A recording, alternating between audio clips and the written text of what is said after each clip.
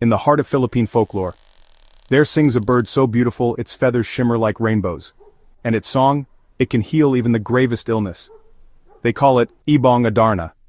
Legends say King Fernando of Bourbania fell gravely ill. No remedy worked, until a prophecy spoke of the Adarna. His sons ventured into danger, forests, and magic to find it, but the bird is no ordinary creature. One misstep, one wrong move, and you're turned to stone.